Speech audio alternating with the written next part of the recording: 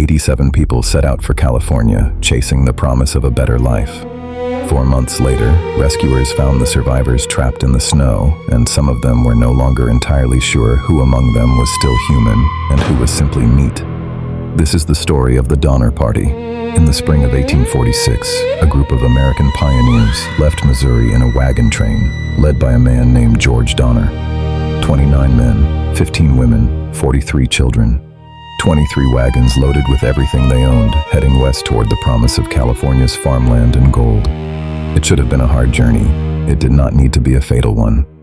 The trouble started with a shortcut. A man named Lansford Hastings had been promoting a new route west, one he claimed would save time. He called it the Hastings Cutoff. The Donner Party trusted him and took it. The cutoff was a lie.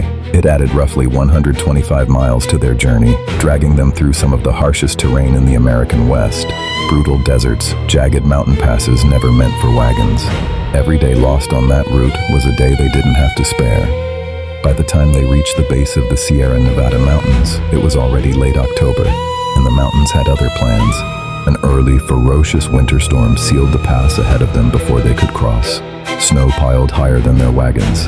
The Donner Party was trapped, still on the wrong side of the mountains, with winter only just beginning. What followed was months of slow, grinding starvation. They ate what livestock they had left. Then they boiled their leather harnesses and shoes just to have something warm in their stomachs. They stripped bark from trees. Children grew too weak to cry. People lay down in the snow and simply didn't get back up. And when there was truly nothing left, some of the survivors made a choice that still defines this story 2 centuries later. They turned to the bodies of those who had already died, people they had traveled with, people they had shared fires and stories with for months, just to keep breathing for one more day. It wasn't planned. It wasn't cruelty. It was the last option left to people the mountain had already decided to kill. In December, with no rescue in sight, a group of 17 of the strongest members made a desperate decision. They strapped together makeshift snowshoes and set out on foot, hoping to walk over the mountains and bring back help before everyone left behind died waiting. They called themselves grimly the Forlorn Hope. Only 7 of them survived the crossing. It took them 33 days, lost in snow up to their chests, before they finally stumbled into a settlement and gasped out what was happening in the mountains behind them. The first rescue party didn't reach them until February 19th, 1847, almost 4 months after they'd first become trapped. What the rescuers found in those mountain camps became one of the most haunting scenes in American frontier history.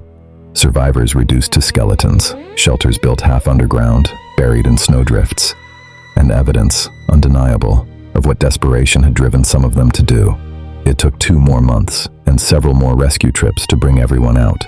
The very last survivor, a man named Louis Kieseberg, didn't leave the mountain until April 21st, 1847, having spent the final weeks completely alone, the last man standing in a camp of the dead.